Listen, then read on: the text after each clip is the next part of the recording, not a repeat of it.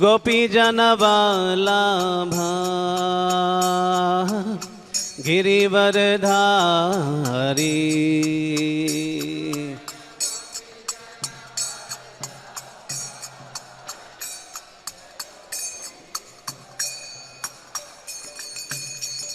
जय राधा माधवा जय कुंज बिहारे जय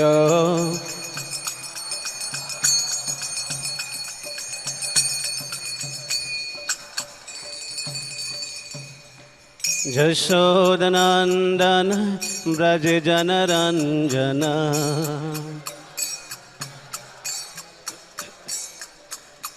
यशोदनंदन ब्रज जनरंजन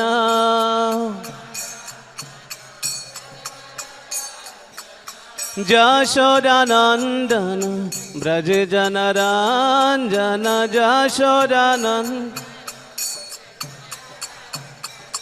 यशोदनंदन ब्रज जनरंजन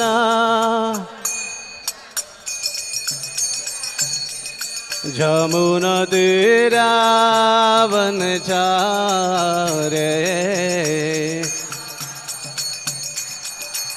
जमुना तीरावनचारे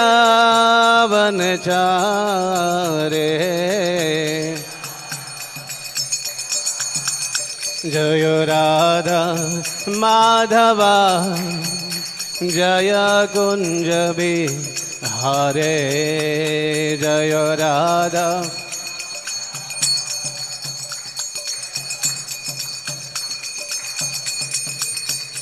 जय राधा माधव राधा माधव राधा माधव जय राधा माधव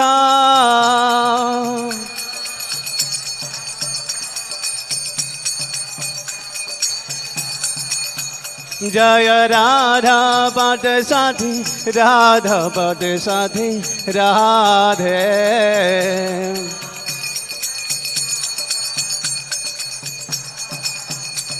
जय सीताराम लक्ष्मण हनुमान सीताराम लक्ष्मण हनुमान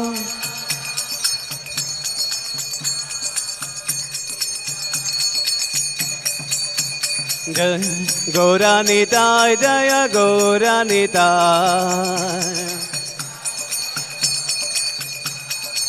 गौरानिताय गौरानिताय प्रभुपदा शिला प्रभुपदा प्रभुपाद प्रभुपाद प्रभुपाद जय प्रभुपाद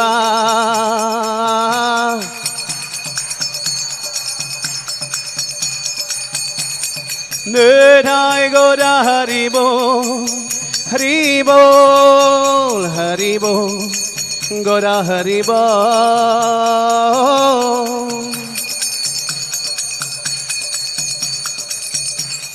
निधाय गौर हरि बोल हरि बोल हरि बोल गौर हरि बोल Hari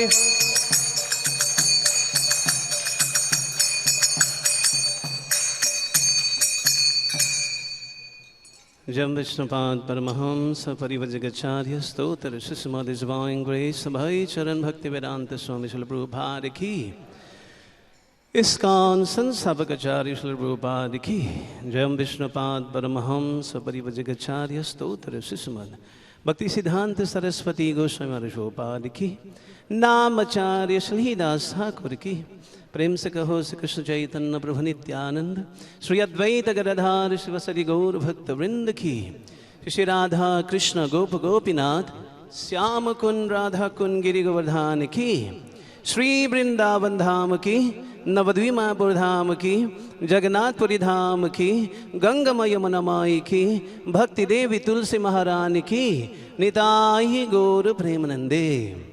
All glories to Sambal devotee, all glories to Sambal devotee, all glories to Sambal devotee, all glories to Sri Guru and Sri Gauranga. So today we're going to be reading from Srimad Bhagavatam, 5th canto, chapter 4, text number 6, entitled The Characteristic of Rishabdev. तो आज हम लोग पढ़ेंगे 5वां स्कंद, अध्याय 4, श्लोक number 6। तो ऋषभदेव के बारे में, उनका गुण, क्वालिटीज़ के बारे में, कैरेक्टरिस्टिक के बारे में।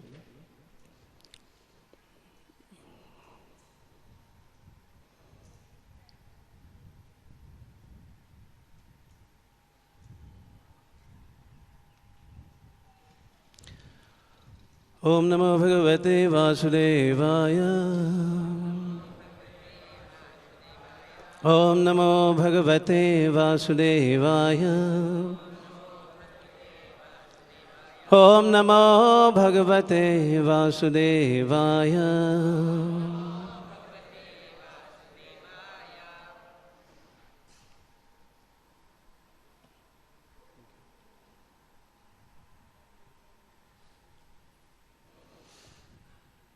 यस्याः पाण्डवे श्लोकावुदाहरन्ति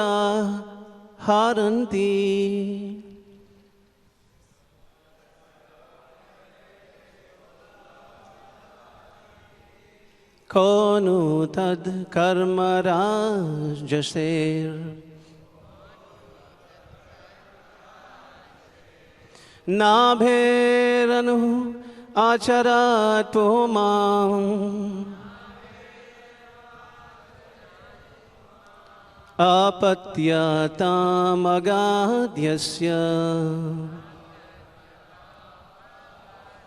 हरिः शुद्धेन कर्मणा यस्याः पाण्डवेय श्लोकावदाहरन्ति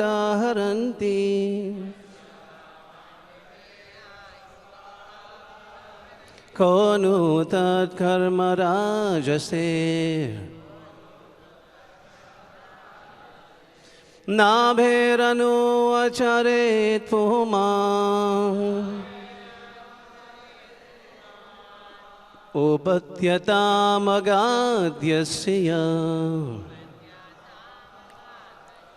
हरिः शुद्धेन कर्मणा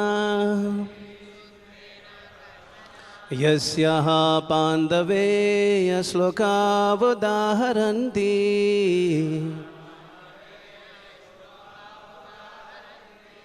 को नु तत्कर्म राजसे नाभेरनु आचरेत् पुमान् आपत्यतामगाद्यस्य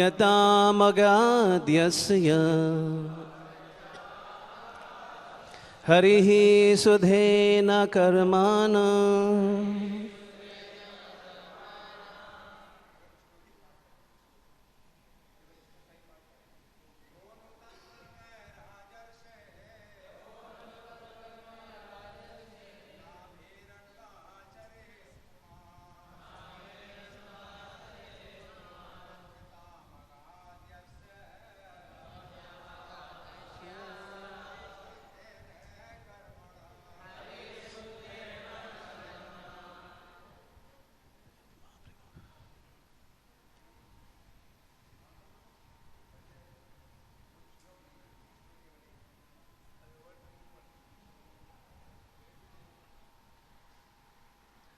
कोई और बोलना चाहेंगे?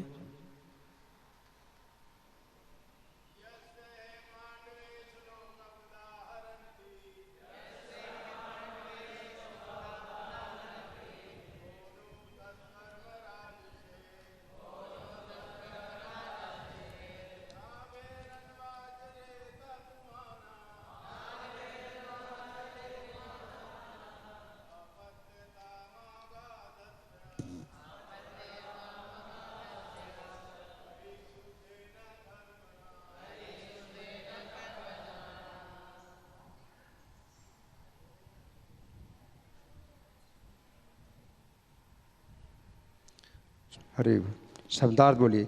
यश जिसके हाँ निस्संदेह पांडवेय वह महाराज परीक्षित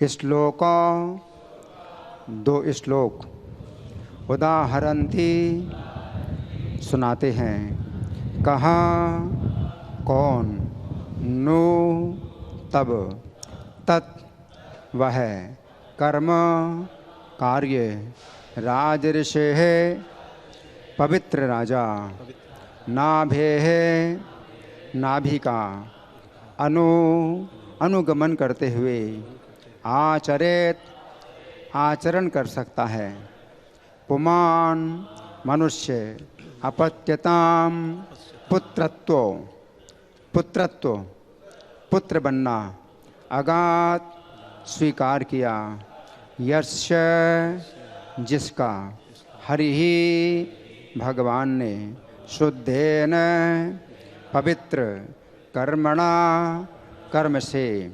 अनुवाद मेरे पीछे बोलिए। हे महाराज परीक्षित, महाराज नाभि के यशोगान में प्राचीन मुनियों ने 2 श्लोक रचे। उनमें से एक यह है, महाराज नाभि जैसी सिद्धि अन्य कौन प्राप्त कर सकता है, उनके कर्मों तक कौन पहुंच सकता है। उनकी भक्ति के कारण भगवान ने उनका पुत्र बनना स्वीकार किया। तात्पर्य प्रभुपाद के द्वारा श्रील प्रभुपाद की जय। इस श्लोक में शुद्धेन कर्मणा शब्द महत्वपूर्ण है। यदि कोई कार्य भक्ति से नहीं किया जाता तो वह भौतिक प्रकृति के गुणों से दूषित हो जाता है। भगवद गीता में इसकी व्याख्या यज्ञार्थात कर्मणोन्यत्र लोकोयम कर्म बंधनः के रूप में की गई है। जो कर्म भगवान को प्रसन्न करने के लिए किए जाते हैं वे ही शुद्ध हैं और वे ही प्रकृति के गुणों से कलुषित नहीं होते। अन्य सभी कर्म सतो रजो तथा तमो गुणों के द्वारा दूषित हो जाते हैं। इंद्रियों की तुष्टि के लिए किए जाने वाले समस्त भौतिक कर्म संदोषित होते हैं, किंतु महाराज नाभि ने ऐसा कोई दूषित कर्म नहीं किया। यहाँ तक कि यज्ञ के समय भी उन्होंने दिव्य कर्म ही किए थे, इसलिए उन्हें पुत्र रूप में भगवान की प्राप्ति हुई। ओम ज्ञानतिमिरान्धस्य ज्ञानञ्जनशलाकया चक्षुर्मिलितं येन तस्मै श्रीगुरुवे नमः।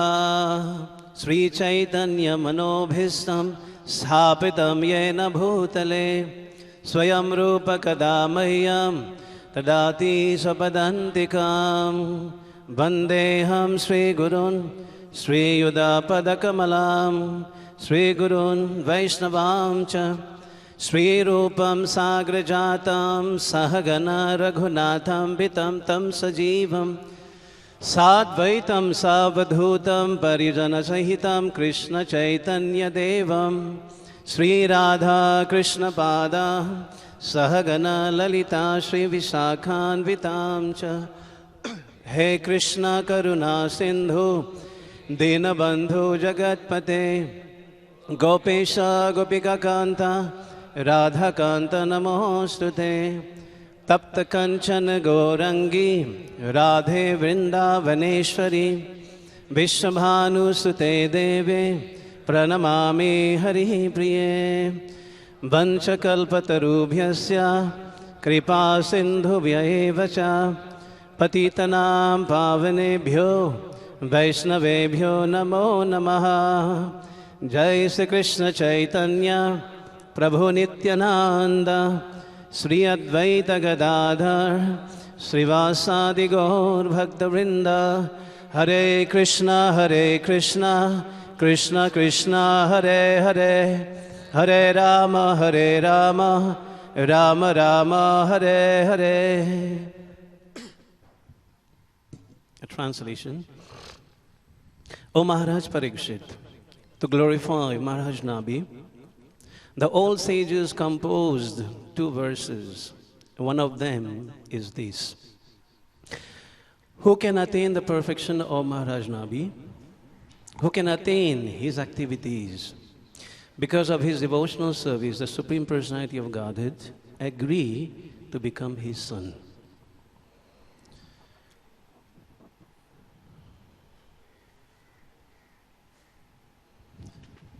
तो सर्वप्रथम वरिष्ठ वैष्णव के चरण कमल में हम वंदन करना चाहेंगे, जिनकी कृपा से मुझ जैसे गूंगा को भी व्यासासन में बैठा दिए गए हैं। तो चरण कमल में वंदन।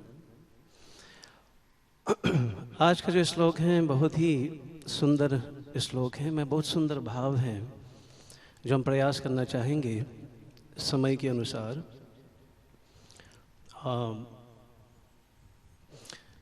इसमें सर्वप्रथम हम देखेंगे अनुवाद के ऊपर थोड़ा सा हम लोग मनन करेंगे। तो परीक्षित महाराज द वन, कि परीक्षित महाराज का यहाँ पर वर्णन किए गए हैं। हालांकि परीक्षित महाराज से कोई संबंध नहीं है श्लोक का, लेकिन परीक्षित महाराज के ऊपर हम थोड़ा मनन करेंगे। वाई परीक्षित महाराज, क्यों परीक्षित महाराज श्रीमद् भागवतम में वो इस प्रकार के उन्नत उनको जगह मिला श्रवण करने का।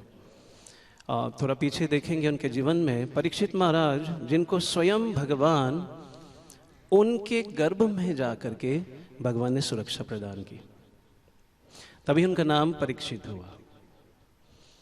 तो ये कोई साधारण चीज नहीं है। परीक्षित महाराज, पूरा कहानी में नहीं जाएंगे, किस प्रकार से ब्रह्मास्त्र को रिलीज को क्या बोलेंगे, छोड़ा था। किस प्रकार ब्रह्मास्त्र को छोड़ा था, और छोड़ने के बाद ब्रह्मास्त्र जहाँ पर चलता है वहाँ कोई सुरक्षित नहीं रह सकता। लेकिन यहाँ पर सुरक्षित जो है परीक्षित महाराज अपने आप को साबित किया। जिनके ऊपर भगवान का सुरक्षा है, भगवान का आशीर्वाद है, उनका कोई बाल बाका नहीं कर सकता, चाहे वो ब्रह्म अस्त्र क्यों न हो। The most powerful weapon existed in the whole cosmic manifestation. तो भक्त को इससे संतुलना मिलना चाहिए कि भक्त का कभी विनाश नहीं होगा। और दूसरा हम देखेंगे कि ग्लोरिफिकेशंस ऑफ द डिवोटी, किंग नाभि, राजा नाभि जो था, उनको बहुत ही उन्नत ओल्ड सेजेस के बारे में बता रहे हैं। ओल्ड का मतलब है जो बहुत वृद्ध, वृद्ध का मतलब बहुत एक्सपीरियंस, जिनको परिपक्वता प्राप्त हो गए हैं। इसीलिए जब भी समस्या होते तो कहते हैं बुजुर्ग के पास जा करके सलाह लो। ऐसा ही होता है ना, लेकिन आज के दिन में थोड़ा कम होता है, लेकिन ऐसा ही होता है। ऐसा होने से लोग सुरक्षित प्रदान होता है, सुरक्षित होते हैं। तो यहाँ पर जो ओल्ड वृद्ध जो सेजेस थे, उनका ये मत है। क्या मत है उनका, क्या प्रश्न था? Who can attain the perfection, कि परफेक्शन जो है जीवन का जो लक्ष्य है वो कौन प्राप्त कर सकता है, इनके बारे में पहला प्रश्न है। और क्या बता रहे हैं कि कारण क्या है इनका? कारण ये है because of his devotion to the supreme personality of godhead. क्या था? भगवान की प्रीति, उनके जो प्रेम था, इनके बारे में बताते हैं कि भगवान आकृष्ट हुए कि नाभि के परिवार में वो जन्म ले। प्रभुपाद जी तात्पर्य में बताते हैं कि एक शब्द उन्होंने उच्चारण किया है, उसको सुधेना कर्मणा।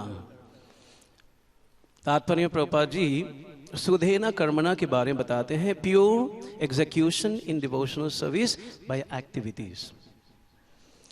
तो इसी के ऊपर हम लोग आधारित होकर के थोड़ा सा हम लोग वर्णन करेंगे कि किस प्रकार कि जब शुद्ध भक्ति भगवान के प्रीति कोई अर्पित करता है तो भगवान विवश हो जाते हैं कि वहां आकर के अपने लीला प्रकट करने के लिए। हम देखेंगे देवकी और वसुदेव का कितने संतानें हुए?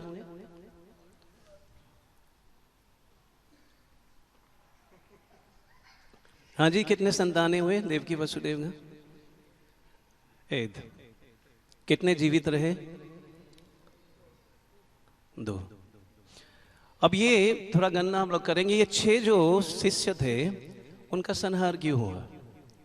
क्या भगवान सुरक्षा प्रदान नहीं कर सकते थे? कर सकते थे, लेकिन वहां पर जो 6 बालक था, शिशु था, जैसे जन्म लिए, उनको पता भी नहीं था कि दाएं बाएं क्या है, उनका संहार कर दिए गए। तो व्हाट डज दैट रिप्रेजेंट? उनका क्या मतलब है? उनमें से क्या तात्पर्य निकाल सकते हैं? उसमें क्या लक्ष्य निकाल सकते हैं? कि बताए गए हैं जब तक साधक के मन में ये 6 प्रकार के शत्रु बैठे। कौन सा? सभी लोग जानते, भली बात ही। लेकिन जिस व्यक्ति को यह पता नहीं है कि शत्रु कहाँ से प्रहार करेगा, वही व्यक्ति हरदम पराजित हो जाते हैं। जब पता चले कि शत्रु आक्रमण कर रहे हैं तो सुरक्षा हम लोग कोई प्रोटेक्शन मेजर ले सकते हैं नहीं, और जब पता नहीं है तो पता नहीं चलेगा। यहां पर हम देखेंगे कि ये जिस 6 शत्रु हैं वो कहां पे वास करते हैं, हमारे अंदर ही वास करते हैं। ये मजेदार वाली बात है। शत्रु अधिकांश कहां होते हैं, बाहर के होते हैं, आके आक्रमण करते हैं। लेकिन ये शत्रु कहां पे बैठे हुए हैं, हृदय में बैठे हुए हैं।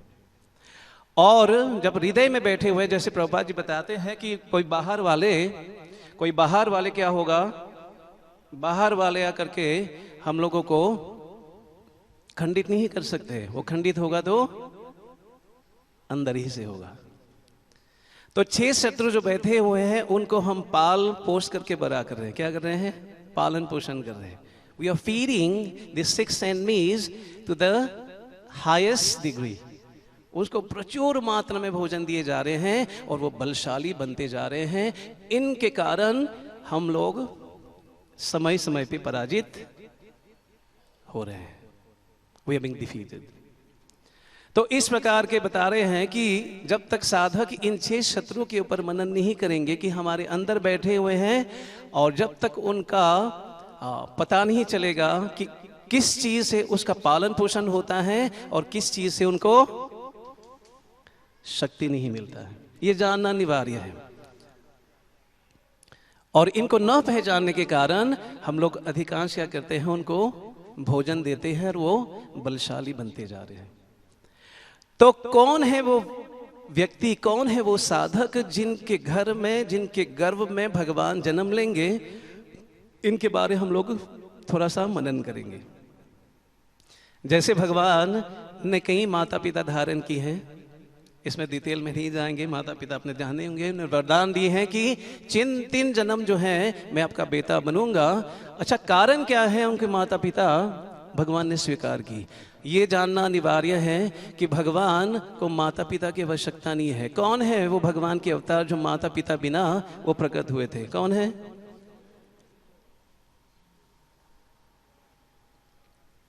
नरसिंहदेव भगवान।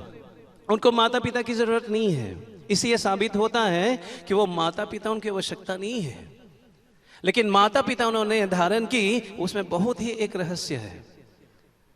भगवान जिसको रसराज कृष्ण कहते हैं, सब रस के स्वामी हैं, वो रस स्वादन करते हैं टू द अनलिमिटेड डिग्री। भगवान के हृदय में इस प्रकार के उनको कमी महसूस हुआ कि I need to be pet by someone loving us mother and father.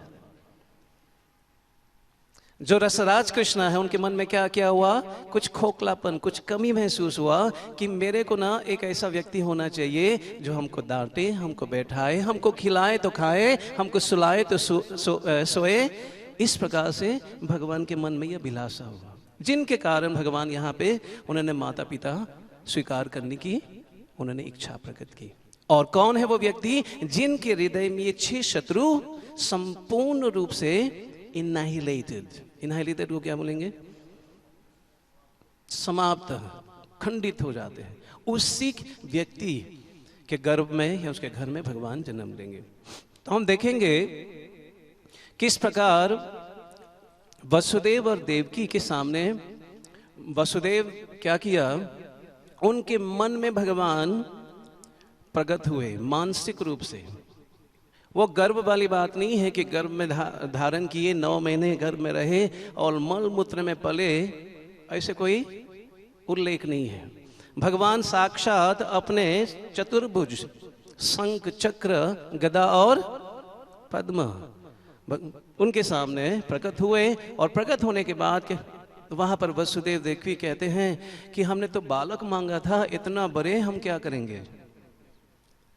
तो माता पिता का टोटली बोली तो नहीं बोलेंगे, प्रेम वर्ष जो भाषण है, जो वाक्य है, उससे भगवान और मोहित हो जाते हैं। और कैसे परिवर्तन कर लेते हैं, कैसे परिवर्तन कर लेते हैं, एक नवजात शिशु के रूप में। ये तनिक भी हमारे मन में नहीं होना चाहिए कि नवजात शिशु है तो वो अज्ञानी, जैसे नवजात शिशु होते हैं, अज्ञानी होते हैं, कोई ज्ञान नहीं होते हैं, मैं कौन हूँ, कहाँ से आया हूँ, मेरे माता पिता कौन हैं, उनको पता नहीं है। लेकिन यहाँ पे ऐसा कोई दृश्य नहीं था। तो जब भगवान वहाँ पर प्रकट हुए, भगवान छोटे से ही उन्होंने ऐसे ऐसे कार्यकलाप की जो बड़े बड़े ऋषि मुनि वो सुन करके हैरान हो गए थे। कृपया दोनों हाथ ऊपर कर ले और पीछे दोहराएंगे, हरे कृष्णा कृष्णा कृष्णा हरे हरे, हरे राम राम राम। तो उस प्रकार के कार्यकलाप की कि किस प्रकार वहां पर ऋषि मुनि सब मिलकर के क्या किया, वो सब भ्रमित हो जाते हैं।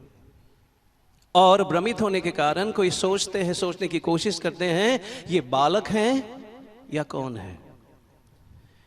इसलिए यशोदा माँ क्या किया, उन्होंने गर्ग मुनि के बारे में वर्णन करना शुरू किया। ये गर्ग मुनि पता नहीं उन्होंने वैसे ही बोल दिया होगा कि ये स्वयं नारायण है। ये कैसे नारायण हो सकते हैं, ये जो कृष्ण है वो कैसे नारायण हो सकते हैं। क्योंकि एक बार क्या हुआ, स्वयं कृष्ण जो है, बलराम जो हैं, वो भागे भागे मैया के पास आते हैं। किन के पास आते हैं, हाँ जी, किन के पास, हरे कृष्ण, किन के पास आते हैं, कौन, बलराम आके कहते हैं मैया मैया मैया। यशोदा माँ कहते व्हाट्स हैपनिंग, व्हाट्स अप। कहते आज जानते हो क्या हुआ, ये जो कृष्ण हैं उन्होंने मिट्टी खाए। यशोदा माई के पास काफी कंप्लेन आए हुए थे। कौन सा कंप्लेन आए हुए थे, कि वो चोरी करता है और मेरा जो बेटा है चोर, मैं मुख्य हूं यहाँ पे। और इतने कितने गाय थे उनके पास, 9 लाख। और मैया जो थी वो सबसे उत्तम जो गाय थी, सबसे उत्तम, क्या नाम था सबसे उत्तम गाय में, what was the name of the cow, जिला मित्र वो विशेष गाय जो है यशोदा मैया, वो दूध दोहती थी और उससे ही मैया माखन बनाती थी। पद्मा गंधा, ऐसा है कोई नाम, मोहन बाबू, इज इट दैट? तो वेरी स्पेशल काउ, बहुत ही विशेष गाय है जिसके दूध से सुगंध निकलती है। वैसे ही स्वाभाविक रूप से देखे जाए गाय के दूध से सुगंध निकलते हैं, वेरी नाइस फ्लेवर, और थोड़ा सा मिठास भी होता है उसमें। चीनी न डालने पर भी मिठास स्वाभाविक होता है। तो यशोदा माई जो है ना, सबसे उत्तम, सबसे जो बढ़िया गाय हैं, उन्हीं गाय से क्या करती हैं, वो मक्खन निकालते हैं। तो मैया ने सोचा ये क्या उत्पाद मचा लिया उन्होंने, पहले चोरी करता था, अभी मिट्टी खा रहे हैं, मेरा तो नाम मिट्टी पे मिला करके रखा। तो तुरंत बुलवाए, किसको बुलाए, कृष्ण को। और कृष्ण को पता चलता है कि मैया किस प्रकार से बुलाने से वो क्या उनके मन का गति होते हैं। तो जो ग्वाल बाल हैं जाके भागते हैं, सुनो सुनो मैया बुला रहे हैं। जब इस प्रकार से कहते हैं तो कृष्ण को पता चल जाते कुछ ना कुछ मैया ने पकड़ लिया है। और कभी कभी बुलाते हैं, जैसे कृष्ण और बलराम दोनों थोड़ा लेट हो जाते हैं तो मैया बुलाते हैं, इन दोनों को बोलो कि मेरा मन नहीं लग रहा है। तो कृष्ण को पता चलते हैं मैया मोहित हो रहे हैं। और मैया क्या कहते हैं, विप्रलंब भाव, भगवान को ना देखने से उनका इस भाव में वो पड़ जाती है। लेकिन इस बार जब बुलाए कृष्ण भगवान आए वहां पे, और बहुत ही इनोसेंट को क्या बोलेंगे, निर्दोष अपना चेहरे को बना करके जैसे कुछ हुआ ही नहीं, भगवान के सामने आते हैं, वो हिलते हैं, mummy did you call upon, आपने बुलाए हमको, हाँ हाँ बताइए। और मैया तुरंत हाथ कमर में जब रख लेते हैं, अब तो जानते हैं छोटे में देखे होंगे, तो मैया डांटने शुरू करते हैं, व्हाट ए नॉनसेंस। कृष्ण बोले व्हाट, मैंने आज तो कुछ किया नहीं है, इससे क्यों बता रहे हैं आप। कहते सुना तुमने मिट्टी खाए, मिट्टी, मैया मैं, ऐसा सोच सकते हैं आप, मैं तो चोरी करता हूं मक्खन, लेकिन मिट्टी क्यों खाऊं मैं। लेकिन तुम्हारे भाई ने कहा, ओ बलराम ने कहा, वो बलराम ने क्या हुआ, वो खेल खेल में मैंने पराजित कर लिया, और वो बदला लेने के लिए उन्होंने बस बोल दिया होगा मैया, मैंने नहीं मिट्टी खाया। तो मैया कहते चलो देखो यदि तुमने मिट्टी नहीं खाया मैं मानती हूँ, लेकिन इन सब लोगों को दिखाने के लिए क्या करो, अपने मुंह खोलो। मैया छोटे से बालक हैं, उनको क्या पता है मुंह में क्या है कि नहीं, उन्होंने मुंह खोल ली। और मुंह खोलने के बाद एकाएक यशोदा माई मुंह के अंदर देखती हैं और मुंह के अंदर क्या प्राप्त करती हैं, द होल यूनिवर्स, स्काई, बड़े बड़े पेड़, बड़े बड़े पहाड़, बड़े बड़े नदी, झरने, ओ देख करके हैरान हो जाती है, ये क्या, एकाएक वहां बेहोश हो जाती है। और नंद महाराज देखते हैं व्हाट हैपेंड टू हिम। अधिकांश हम लोग देखेंगे कि जब व्यक्ति नज़दीक से बात करते हैं, पता नहीं महसूस किए कि नहीं किया हम लोगों ने, जब कोई व्यक्ति ठीक से ब्रश नहीं करते हैं तो मुंह से बदबू निकलते हैं। कभी महसूस हुआ आप लोगों का? बुक डिस्ट्रीब्यूशन में ये तो होता है, पास में आकर के बात करना पड़ता है, तो एक बदबू, या शराब पीने का बदबू, या ना ब्रश करने का, या जो भी हो, खास करके मूंगफली जो खाते ब्रश नहीं करते उनका तो पूछो मत। तो बदबू से मैं कभी कभी नाक दबा लेते हैं और ऐसा लगता है कि कभी बेहोश न हो जाए, एकदम स्ट्रॉन्ग उसमें होता है। तो नंद महाराज ने सोचा ये कहा है कि बेहोश क्या हो गया, क्या देख लिया उन्होंने, क्या हो गया। तो पानी छिड़कते हैं, यशोदा माई वहां खड़ी होती हैं, खड़ी होकर फिर से बेहोश हो जाती है। बोलो व्हाट इज दिस, क्या है? और मैया उस भाव में चले जाते कि गर्ग मुनि जो कहा था वो सच बन रहे हैं, ये सच है। फिर से बोलने ये तो साक्षात भगवान है। लेकिन भगवान जो रस स्वादन करना चाहता था, उन्होंने देखा इसमें तो पानी फेरने वाले हैं, मैं तो चाहता हूं कि कोई हमको बिठाए, हमको खिलाए, हमको सुलाए, हमको दांते, क्योंकि मेरे पास सब लोग आते हैं, ब्रह्मा, शिव जी, नारद, जितने भी बड़े बड़े सेजेस, बड़े बड़े देवता हमारे पास आते हैं। जिस प्रकार जब भूमि देवी परेशान हो गई थी, है ना, पाप काफी बढ़ गए थे, तो ब्रह्मा जी के पास जाते हैं। ब्रह्मा जी कहते हैं okay let's go, will meet the lord. तो कहाँ पे गए थे? क्षीर सागर पे गए थे। वहां जाकर के भगवान को साक्षात दर्शन नहीं हो पाते थे। वहां पे तट पे खड़े होकर के बड़े बड़े श्लोक से, पुरुष सूक्त इत्यादि श्लोक से वहां पर भगवान के गुणगान करने लगे, और भगवान दर्शन भी नहीं दिए। अब सोचो, भगवान दर्शन वहां पर बड़े बड़े जो देवता देवी हैं भगवान को आकृष्ट नहीं कर पाए। केवल भगवान ने नारद मुनि के, ब्रह्मा जी के मन में प्रकट होते हैं मानसिक रूप से कि don't worry I will come shortly. तो ये तनिक भी नहीं सोचना चाहिए कि बड़े बड़े जो हैं देवता देवी इत्यादि भगवान को जान सकते हैं, भगवान को बुला सकते हैं, भगवान का दर्शन कर सकते हैं, ये बात नहीं है। तो इस प्रकार से जब यशोदा माई उन्होंने होश संभाले और कहते हैं कि साक्षात भगवान है, तो भगवान ने अपने माया से उन्होंने उनके बुद्धि को ढांक ली,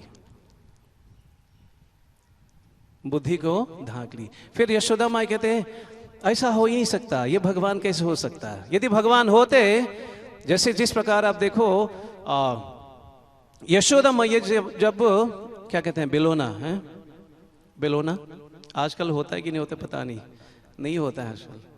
मिक्सी चला लिया, घर घर घर घर, उसमें मजा नहीं आते। जो बेलोते हैं, यशोदा मैया क्या कर रही थी, वो बेलो रही थी, और वहां कृष्ण भगवान उनके गोद में बैठे हुए थे। कौन? जो साक्षात जग के नाथ है, पूरे जग के नाथ उनके गोद में बैठे हुए हैं, और गोद में बैठ करके क्या कर रहा था, वो मैया का स्तन बांध कर रहा था। और यशोदा माई उनके चेहरे को निहार रहे थे, देख रहे थे, पूरा आनंद उठा रहे थे और बिलो रहे थे। उनके छुरियां बोलते हैं, द बैंगल्स, वो संगीत, द टॉप मोस्ट जो सॉन्ग्स हैं, भजन हैं, वो कर रहे थे। ये छुरियां जो ना खन खन जो बजती थी, इससे लगता है कि द टॉप मोस्ट भजन कर रहे थे। और इस प्रकार से मैया के चेहरे से धीरे धीरे पसीना निकल रही थी, बूंदे बूंदे पसीना, और भगवान के मुख को देख करके यशोदा माई का होश वैसे भी उड़ जाते थे। What a beautiful baby. लेकिन एकाएक जब देखा दूध गिर रहा था, है ना, दूध जब उबल रहे थे, तो वहां पर उबल करके वो गिरने लग जाते हैं। तो ज्यादा डिटेल में नहीं जाएंगे। तो यशोदा माई ने तुरंत क्या किया, भगवान को रखा नहीं है, पटक दिया उनको, क्योंकि अरे बचाओ, दूध तो गिर जाएंगे। वो दूध किसका था? वो भगवान कृष्ण के लिए थे। लेकिन वहां कृष्ण भगवान नाराज हो जाते हैं। अच्छा, ये दूध स्तन का मेरा, वो दूध वो भी मेरा, एक दूध से वंचित करके दूसरा दूध को बचाना, ये कौन सा सिद्धांत है? तो भगवान नाराज हो जाते हैं। और नाराज होने से अब तो जानते हैं भगवान ने क्या किया, पूरा अस्त कर लिया। इस प्रकार से वहां पर यशोदा माई को कृष्ण भगवान के रूप में उनके घर पे आना और इस प्रकार के लीला स्वादन कराना, ये कोई मामूली चीज नहीं है। और वहां पर यशोदा माई अपने हृदय से ये 6 शत्रु को उन्होंने क्या किया, संहार की। तो हम देख सकते हैं यहाँ पर भक्ति विनोद ठाकुर बहुत ही सुंदर रूप से वो गाते हैं। भक्ति विनोद ठाकुर गाते हैं कि मैं तो बहुत बड़ा I was known as such an educated personality, बहुत ही शिक्षित व्यक्ति लोग हमको मानते हैं, बहुत ही अच्छे पोजीशन हमारे पास हैं, लेकिन लोगों को पता नहीं है ये सब कुछ होने के बाद फिर भी मेरे पास कुछ नहीं है। तो वो गाते हैं अपने परिपक्वता में, क्या गाते हैं, मानसा देहो गेहो जो किछु मोर अर्पिलु तो आपा दे नंद किशोर। क्या करूं, मानस देहो गेहो जो किछु मोर। आप ध्यान से ये समझिएगा कि ये 3 प्रकार के जो हम लोग त्रिदंडी सन्यासी इस्कॉन के अंदर या गौड़ीय वैष्णव संप्रदाय त्रिदंडी सन्यासी के बारे में चर्चा करते हैं, ये केवल जो सन्यास ग्रहण करता है उनको ही केवल ये मन, काया और वाचा, इन 3 रूप से भगवान की सेवा करना केवल उनके लिए नहीं है। ये हर एक साधक जो भगवान की कृपा प्राप्त करना चाहते हैं उनको करना चाहिए। क्या, मन, काया और वाचा। किस प्रकार से हम लोग को बहुत ही रिजिडली, बहुत ही हम लोग को इन तीन चीज के ऊपर हमने को मनन करना है। तो भक्ति विनोद ठाकुर कहते हैं, what I have done, I have offer myself मानस, ये मानव का जो देह है, देहो गेहे जो खिंचु मोर अर्पिलु तुआ पादे नंद किशोर। उन्होंने क्या किया, ये मन, काया और वाचा, उन्होंने तीनों रूप से भगवान को अर्पित कर ली है। आगे हम लोग बढ़ते हैं कि किस प्रकार भगवान, कभी कभी हम लोग क्या करते हैं, संदेह आते हैं भगवान के ऊपर कि ये सचमुच भगवान है या क्या है। कितने लोग के मन में संदेह है कि भगवान कृष्ण भगवान है। इस्कॉन में आने के बाद तो संदेह नहीं होना चाहिए। एक है, he is very truthful, he doesn't have any fear, even though Mohan Prabhu का personal secretary, लेकिन he say yeah, I don't know, right? But he is very humble, he knows very well. प्रभु जी वो जब बड़े बड़े थे देवता नहीं जान सकते, प्रभु जी मैं कैसे जान सकता हूँ, ये भी उनका लॉजिक हो सकता है, which is true। भगवान को जानना इतना आसान नहीं है। हम देखते हैं कि दशरथ महाराज के घर पे भी स्वयं भगवान ने जन्म ली। किनके घर? हाँ जी, दशरथ महाराज के घर। दशरथ जो है उनका नाम ही, the name itself says so much, Dasharatha. Literal meaning of Dasharatha, जिन 10 दिशा रथ को चला सकते हैं, this is one of the meaning. लेकिन आचार्य कहते हैं द सेकंड मीनिंग, जिन्होंने 10 इंद्रियों को वश में लाया वो दशरथ, और जिन्होंने 10 दिशा रथ को चलाते हैं या 10 इंद्रियों को वश में लाते हैं, उनके आसपास जहां पर भी पांव रखेगा वो क्या बनेगा? अयोध्या, जहां पर युद्ध नहीं है। अयोध्या का मतलब जहां पर युद्ध, युद्ध अयोध्या, जहां पर युद्ध नहीं है वहीं पे ऐसे व्यक्ति निवास करते हैं। मतलब जहां इस प्रकार के व्यक्ति निवास करते हैं वहां पर युद्ध नहीं होता। ऐसे व्यक्ति के घर में भगवान ने जन्म ली, दशरथ जैसे। सो अनलेस एंड अनटिल, जब तक हम अपने मन के अंदर झांक करके, वो कहावत है पिछले बार में ही हमने दोहराए थे, लेकिन बहुत अच्छा है कि हम लोग यहाँ वहाँ घूम फिर करके पता नहीं क्या क्या तलाश कर रहे हैं। घूमत फिरे से समथिंग विच पीपल सेज, क्या है वो श्लोक बताते हैं कि यहाँ वहाँ घूम फिर रहे हैं, लेकिन हम अपने मन में के अंदर झांकेंगे तो हमसे ज्यादा पापी नहीं मिलेगा। यू रिमेंबर ना, जो भी है। तो यहाँ वहाँ जाने की जरूरत नहीं है, अंदर ही झांक करके देखना पड़ेगा कि what do we have within our heart. क्या हमने अपने हृदय को ऐसे जगह बनाई जहां पर भगवान आकर के वास कर सकते हैं? How we made our heart a resting place for Krishna. How we made our heart like this, जहां पर भगवान वास करे। Yes yes, very nice. तो वहां पर दशरथ जो था, उनके घर में भी कौन जन्म लिए? स्वयं भगवान जन्म लिए, रामचंद्र भगवान। तो इस प्रकार से हम देख सकते हैं, हम श्रीमद् भागवतम और ब्रह्म संहिता से हम लोग कुछ श्लोक लेंगे और उसके पर हम लोग मनन करेंगे कि जो समस्त देवताओं में से सबसे विघ्न निकालते हैं, विघ्न नाशक जिसको कहते हैं, विघ्न विनायक जिसको कहते हैं, कौन है वो? गणेश जी। तो हम देखेंगे गणेश ब्रह्म संहिता में स्वयं ब्रह्मा जी बता रहे हैं कि जो विघ्न विनाशक हैं वो कैसे बने विघ्न विनाशक। How did he became a person who can drive away all our inauspicious? कैसे? Anyone can say? By taking shelter of the lotus feet of Nrsimhadev. बहुत ही सुंदर श्लोक है। Who remember that श्लोक in Brahma Samhita?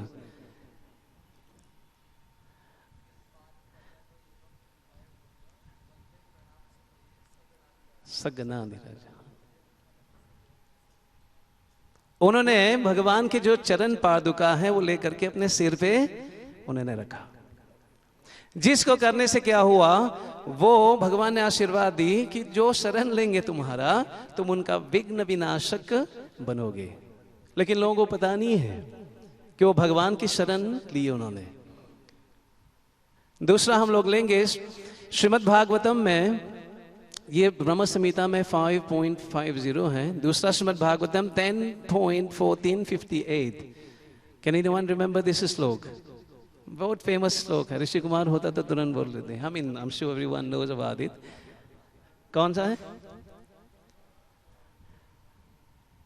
हाँ, कि भगवान का शरण ग्रहण करने से ये जो पूरा भव सागर है जिसको पार करना असंभव है, कितने भी स्विमर को क्या बोलेंगे इनमें? तैरक है, तैराक कितने भी बड़ा तैराक क्यों ना हो जाओ, लेकिन समुद्र पार करना असंभव है।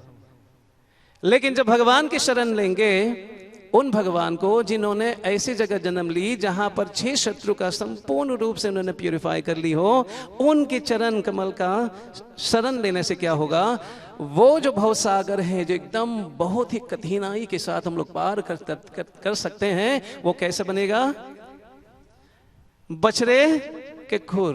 उन्होंने गाय का भी नहीं बताया, गाय का थोड़ा बड़ा भी होते हैं, लेकिन बछड़े का छोटा होता है। उनका कहने का मतलब है that even the ocean of miseries becomes so insignificant कि एक बच्चे जो चलना नहीं आता वो आसानी से पार कर सकता है।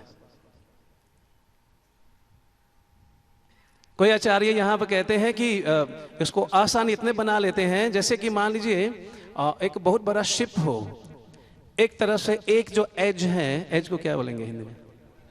एक किनारा जो है, जो नाव का किनारा है एक किनारे पे है और दूसरा जो किनारा है वो दूसरे किनारे पे है। नाव पे चढ़ा, नाव पे चला और दूसरे किनारे पे उतर जाते हैं।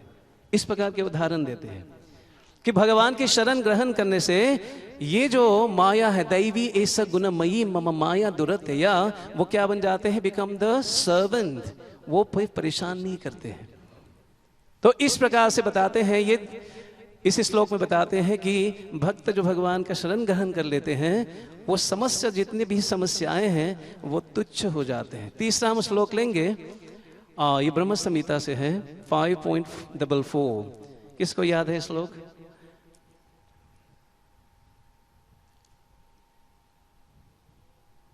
शुरुआत है सृष्टि,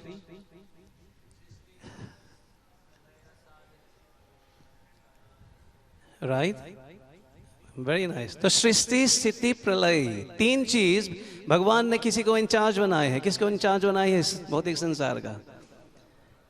हाँ जी, इंचार्ज आस्पेक्ट टू दिस श्लोक, क्योंकि यहां पर तीनों है, सृष्टि स्थिति प्रलय। आस्पेक्ट टू दिस श्लोक, दुर्गा जी को इंचार्ज बनाए गए हैं। Durga who is known as a superintendent of police, वो उस जेल का मालकिन है, मालकिन जो भी है, सुपरिटेंडेंट्स, और उनके अंदर ये चलता है। तो कहते हैं कि जी इवन दुर्गा जो है, आपने देखे दुर्गा जी त्रिशूल धारण करते हैं। क्या धारण करती हैं वो? त्रिशूल का मतलब क्या है? What does that mean? 3 प्रकार के ताप, कौन कौन सा है? आदिदैविक, अधिभौतिक और आध्यात्मिक। कौन सा है? कौन सा ताप बताया हमने?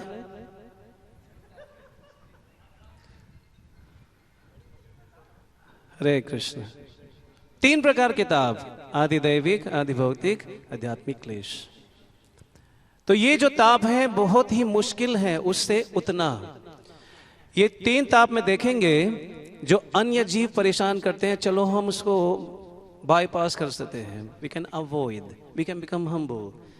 खास करके बहुत लोग होते हैं तो दिखाने के लिए चलो न्यूमिलिटी हम लोग अंगीकार करते हैं। आदि भौतिक, आदि भौतिक, आदि दैविक, ठीक है, गर्मी है, कोई लोग ऐसी इस्तेमाल नहीं करते हैं, कोई लोग पता नहीं कितना प्रकार की तपस्या करते हैं, करते हैं। लेकिन आध्यात्मिक क्लेश जो है उससे बहुत ही कम लोग बच पाते हैं, क्योंकि मन जो परेशानी देते हैं उसको, उससे बचना अधिक कठिन है। इन मन के कारण हम लोग क्या क्या नहीं करते हैं। Am I right? इन्होंने ऐसा कैसा बोल दिया, मैं तो वरिष्ठ हूं, आसन नहीं दिया, माला नहीं पहनाए, पहला प्रसाद नहीं दिया।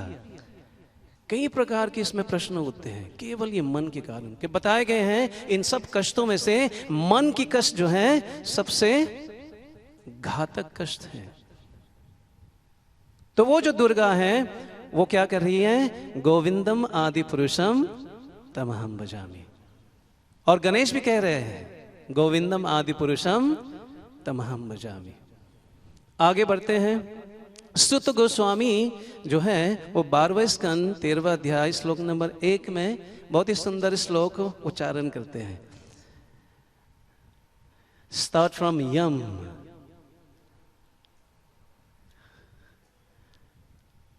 यम ब्रह्मा वरुणेन्द्र रुद्र मरुता स्तुन्वन। यस, बहुत ही सुंदर श्लोक है। आप देखो यहां पर किस किस का उदाहरण ले हैं, ब्रह्मा जी का, शिव जी का, और कैसे कर रहे हैं, बहुत ही सिलेक्टेड वर्सेस से भगवान की वहां पर गुणगान कर रहे हैं। तो यहां पर सुत गोस्वामी भी बता रहे हैं जिन व्यक्ति ने उस भगवान की शरण ली, जिन्होंने उनके गर्भ में जन्म ली, जिन्होंने 6 शत्रु का संहार कर ली, उस व्यक्ति, उस पुरुषोत्तम का शरण लेने से क्या होगा? हमारा बेड़ा पार होगा। गोविंदम आदि पुरुषम तमहम भजामि। चलो इंद्र क्या कह रहे हैं देखते हैं। इंद्र क्या बोल रहे हैं? 10वें स्कंद का 25वां श्लोक नंबर 5। ये भी बहुत ही फेमस श्लोक है। किसको याद है? कौन बनेगा करोड़पति? नहीं, कृष्ण भक्त। बहुत ही सुंदर श्लोक है। वाचालम, और क्या है पता है? तो यहां पर जो इंद्र है, इंद्र जब सुना कि ये कृष्ण जो है, सुना छोटा सा बालक है, उन्होंने अपने पिता, अपने समस्त लोग को क्या किया? उन्होंने मेरा पूजा रुकवा करके किसकी पूजा करवाए? गोवर्धन की। सच सिली बॉय। इनका साहस क्या है? मैं ये पूरा वृंदावन को ही धो डालूंगा। Such an anger. स्वयं जो किन के राजा थे? इंद्र, स्वर्ग के राजा। Such a powerful person and such a low thinking, isn't it? तो कहते हैं ये श्लोक उच्चारण कहते हैं वाचालम बालिशम बताते हैं स्थापदम। 3 चीज में हम लोग चर्चा करेंगे, 5 मिनट और है, मतलब 5 मिनट में भी विराम देना ही है। तो कहते हैं ये जो छोटा बालक है उनको बोलना नहीं आता, वो क्या बोलना चाहिए? वो क्या बोल रहे हैं? मैं इंद्र हूं। ये छोटा बालक वाचालम, he didn't even know how to talk. और क्या कहते हैं? बालिशम, छोटा सा बालक है, वो क्या बोल रहे हैं? क्यों? क्योंकि छोटे से बालक है, उनको सुध बुझ है ही नहीं। और क्या कह रहे हैं? स्थापदम। इस प्रकार से ये 3 जो वाक्य हैं, सरस्वती, क्योंकि सरस्वती अपने जीवा पे बैठते हैं हर एक जीव का, और सरस्वती ही कहलाती है। वो सोचते हैं मैं कैसे जाकर के, how can I carry this word to Krishna so negative. तो सरस्वती ने क्या किया? उसको परिवर्तन कर लिया before presenting it to Krishna. कहते हैं कि जितने भी बड़े बड़े बड़े ऋषि मुनि हैं, योग्य जो सिद्ध पुरुष हैं, वो भगवान को सिलेक्टेड वर्सेस से क्या कर रहे हैं? भगवान की गुणगान कर रहे हैं। वाचालम, वाचा, उन्होंने परिवर्तन कर लिया। और कहते हैं बालिशम, छोटा सा बालक होने के बाद भी उन्होंने बड़े बड़े असुर का संहार की, भला ही वो छोटे बालक के रूप में क्यों नहीं है। तो इस प्रकार से Saraswati presented the whole thing. और जाकर के वहां पर किस प्रकार से भगवान स्वयं इंद्र को आकर के वहां ने लेसन दी, इस प्रकार से। तो लास्ट वर्स लेकर के विराम देंगे। यहाँ ब्रह्म संहिता में पहला श्लोक बताते हैं। व्हाट द फर्स्ट श्लोक ऑफ ब्रह्म संहिता? ईश्वरः परम कृष्ण सच्चिदानंद विग्रह अनादिर आदिर गोविंदम सर्व कारण करुण। समस्त ईश्वर में से परम ईश्वर स्वयं भगवान कृष्ण है। भगवान कृष्ण उसी के हृदय में आकर के वास करेंगे जिसके हृदय में 6 प्रकार के शत्रु का हम लोग कंप्लीट रूप से, कंप्लीटली वी हैव इरेडिकेटेड और प्यूरिफाइड, और whatever we you think about it, the lord will come and reside. तो यहाँ पर अपने वाणी को विराम देते हुए सब लोग को धन्यवाद देते हैं। Thank you so much. Hare Krishna, बहुत बहुत धन्यवाद। तो ये श्लोक जो है विशेष रूप से सुखदेव गोस्वामी कहते हैं कि 2 श्लोक महाराज नाभि के बारे में बहुत प्रसिद्ध हैं। तो ये श्लोक सुखदेव गोस्वामी जो बोल रहे हैं, तो बाकी जो है कोई भी श्लोक नहीं है। अध्याय 3 में भी कोई श्लोक नहीं है, सब गद्य में है। अध्याय 4 में भी कोई श्लोक नहीं है, सब गद्य हैं। केवल 2 श्लोक हैं। एक श्लोक संख्या 6 जो अंतिम जो 2 पंक्तियां हैं श्लोक की हैं, और 7वां श्लोक है, 2 श्लोक हैं, बाकी सब गद्य है। इसका मतलब है कि ये सुखदेव गोस्वामी बता रहे हैं कि ये बहुत पहले से प्रसिद्ध है। श्रीमद् भागवत की रचना तो व्यास जी ने की, श्लोकों की रचना व्यास जी की। ये जो श्लोक हैं ये व्यास जी के द्वारा लिखित नहीं है, ये महाराज नाभि के समय से श्लोक चल रहे हैं, और स्वयंभव मनवंतर जो चल रहा था उस समय के श्लोक हैं। तो ये वो श्लोक हैं तो जो सुखदेव गोस्वामी कह रहे हैं। बाकी कोई श्लोक नहीं है। पूरे 3 अध्याय में भी कोई श्लोक नहीं है, 4 अध्याय में कोई श्लोक नहीं है। तो ये जो है विशेष हैं, ये महाराज नाभि के लिए जो बताए जाते हैं। तो वो बता रहे हैं कि जो महाराज नाभि जिन ब्राह्मणों के द्वारा यज्ञ जिन्होंने कराया, तो उन ब्राह्मणों ने इन श्लोकों की रचना की होगी।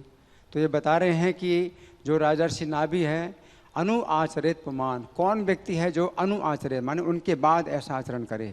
महाराज नाभि ने जैसा कर्म किया उसके बाद कोई है क्या जो कि उनके जैसा आचरण करे। अपतताम अगाध यश से, कि जिनके जो है भगवान स्वयं पुत्र बने, क्योंकि उनका कर्म कितना शुद्ध है। तो ये बात समझने की है कि कोई व्यक्ति अगर भगवान का पिता बनता है तो उसके कितने शुद्ध कर्म होंगे कि किसी को भगवान अपना पिता बनाए। अगर भगवान पिता बनाते हैं किसी को तो पूर्ण रूप से आश्रित होते हैं, उसकी आज्ञा का पालन करते हैं, सब कुछ जो है मतलब भगवान उसके अधीन रहते हैं। तो ये जो है विशेष महाराज नाभि को श्रेय प्राप्त हुआ। और महाराज नाभि की जो श्रद्धा है उन ब्राह्मणों के प्रति इतनी ज़्यादा श्रद्धा थी, वैष्णवों के प्रति इतनी ज़्यादा श्रद्धा थी कि भगवान पुत्र बने। यहाँ विशेष बात है कि जो ऋत्विज लोग थे वो भगवान के शुद्ध भक्त थे, और महाराज नाभि जो है उनके प्रति बहुत विनम्र थे। नहीं तो यज्ञ में भगवान कभी नहीं प्रकट होते। भगवान कहते हैं यज्ञ के द्वारा मैं प्रसन्न नहीं होता। महाराज दशरथ के भी यज्ञ में भगवान प्रकट नहीं हुए, वो तो एक यज्ञ पुरुष प्रकट हुए जिन्होंने खीर दी और पत्नियों को खिलाए, तो भगवान फिर जो है जन्म लेते हैं। साक्षात भगवान उनके यज्ञ में प्रकट हुए और उन्होंने सोचा भी नहीं था कि भगवान साक्षात आएंगे यज्ञ में। इसलिए दैत्य लोग सोचते हैं कि हम लोग ने आपका अपराध किया, हमने आपको बुला लिया, हम तो आपके जो है लायक ही नहीं हैं कि हम आपके दर्शन करें। लेकिन महाराज नाभि की भावना कितनी शुद्ध है कि भगवान स्वयं बिना बुलाए यज्ञ में जो है प्रकट हुए। नहीं तो वो सोचते यज्ञ के द्वारा पुत्र प्राप्त होगा, तो यज्ञों के द्वारा पुत्र तो प्राप्त होता है, लेकिन भगवान स्वयं दर्शन नहीं देते। तो महाराज नाभि का जो है कितना विशेष है, शुद्ध है, भाव है कि भगवान बिना बुलाए उनके यज्ञ में आए। हरे कृष्ण। यदि कोई प्रश्न है 2 मिनट में। Any questions, any other comment? ग्रंथराज श्रीमद् भागवतम की जय, श्रील प्रभुपाद की जय।